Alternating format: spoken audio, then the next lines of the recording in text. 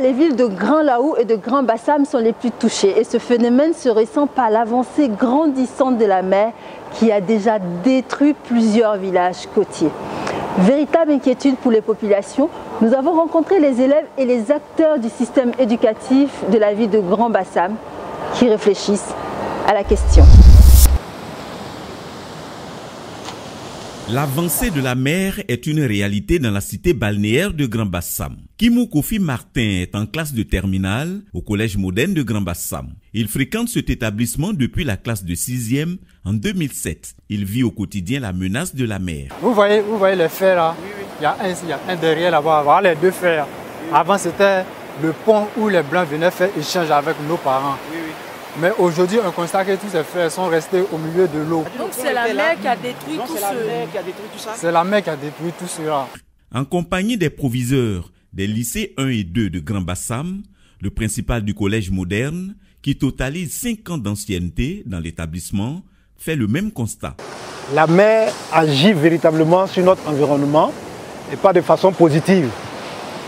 Vous avez remarqué que l'eau de mer a déjà fait tomber la première clôture que nous avions, une clôture qui à l'origine était à près de 500 mètres du bord de la mer. Mais la mer a avancé et aujourd'hui nous avons reconstruit une clôture à une cinquantaine de mètres, juste le temps de pouvoir protéger ce qu'il y a à protéger. La mer ne s'arrête pas pour autant, de temps en temps elle traverse l'école, elle dépasse la cour de l'école et se retrouve même de l'autre côté de l'établissement. Comme tout bouleversement social, l'avancée de la mer est une préoccupation qui suscite la curiosité des élèves. Vous voyez qu'il y a une érosion de la côte parce que depuis le percement du canal de Vridi, qui a permis la construction du port d'Abidjan, il se trouve au niveau du canal de Vridi ce qu'on appelle un chenal ou bien une abysse.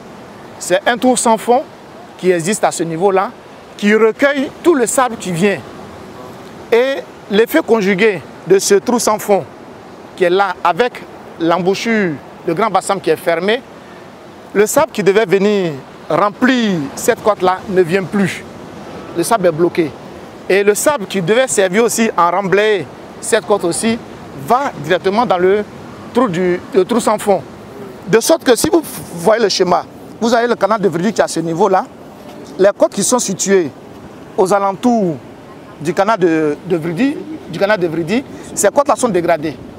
Parce que le sable entre de manière importante là-dedans. Le sable qui doit empêcher la mer d'avancer n'existe plus. Il va de soi que la route est ouverte pour que les murs se dégradent.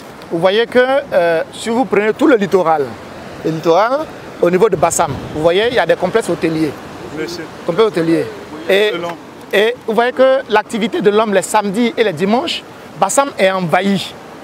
Bassam est envahi. Ces personnes qui viennent là, au lieu de contribuer à entretenir la plage que nous avons, ils viennent la dégrader parce que vous voyez les restes qu'ils laissent.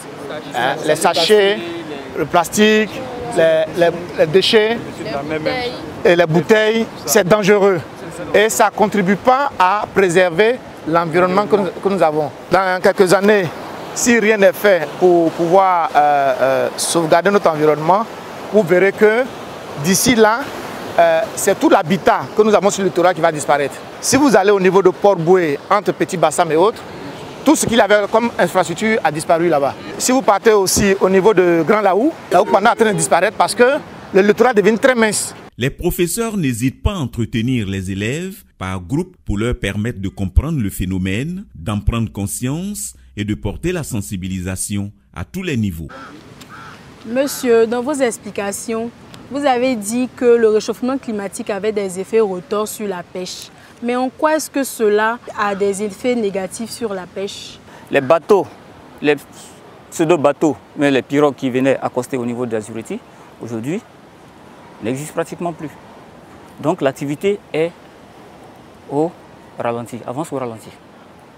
La montée des eaux empêche l'activité des pêcheurs. Plus loin, les enfants sauront que le phénomène est dû au réchauffement climatique. Il en est de plus en plus question ces derniers temps. Le réchauffement climatique est dû à la montée, comme nous l'avons dit, à l'émission des gaz à effet de serre dans l'atmosphère.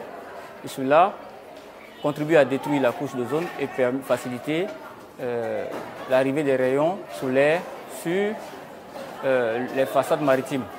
Or, à ce niveau-là, cela va entraîner la fonte des glaces et provoquer la montée des eaux. Ces eaux-là ont pour finalité la création d'un ensemble de vagues qui vont se déverser sur les côtes, entraînant ici de nombreuses conséquences.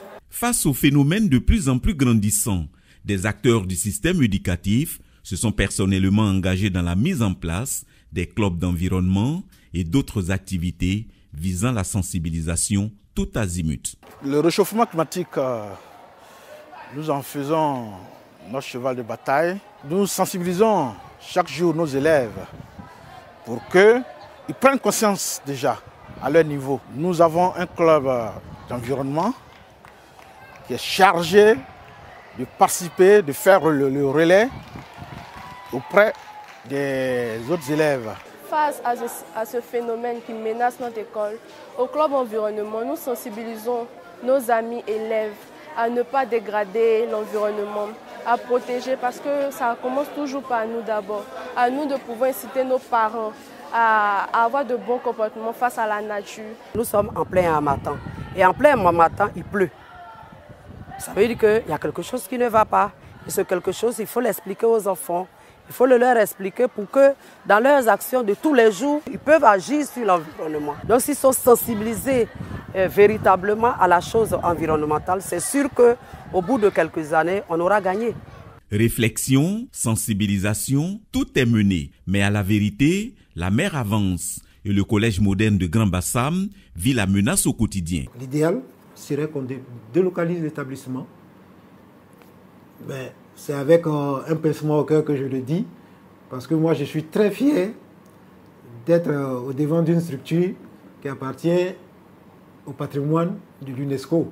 Pour l'heure, bâtiment du collège, élèves, encadreurs et la mer cohabitent. Mais divertissement oblige, l'on se donne du plaisir à s'offrir quelques moments de plage dans le secret espoir de trouver une solution définitive à la situation.